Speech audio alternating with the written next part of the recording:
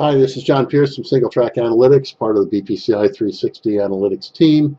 And in this video, I'd like to show you how you can add the fracture episode slicer to your BPCI 360 reports. This is important if you're participating in the major joint replacement episodes and you want to be able to segment the data as to whether the patients had hip fractures or not. We don't standardly put in the fracture episode in the BPCI 360 reports because they only apply to major joint replacement. So if you want to add this, here's what you're going to do.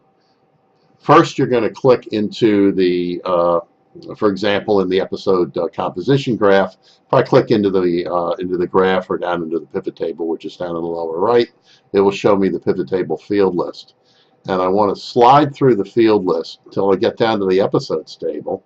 And in the episodes table, I'm looking for a field called Is Fracture Episode, which is this field right here. If I right-click on it and click on Add a Slicer, it will work its way around a little bit. And now I've got a slicer that will filter this data as to whether it's a fracture or not. So this basically is my fracture episodes. This is what they look like.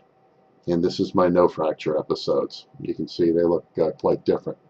So that's how you can add a slicer to separate out these episodes. And you can do this on any of the other reports just by adding a slicer from the field list just the way that I just did.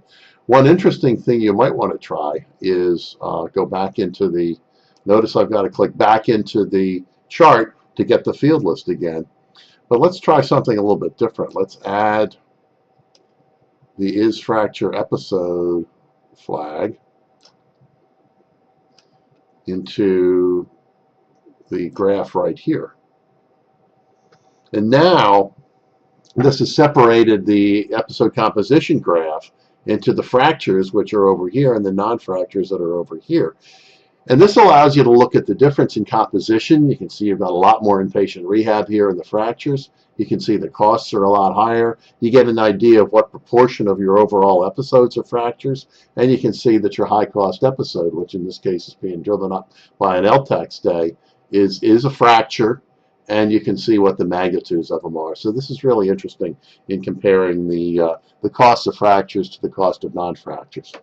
So hopefully this was interesting for you and helpful to you. And as always, we're interested in any feedback you'd like to give us. And thanks for watching the video.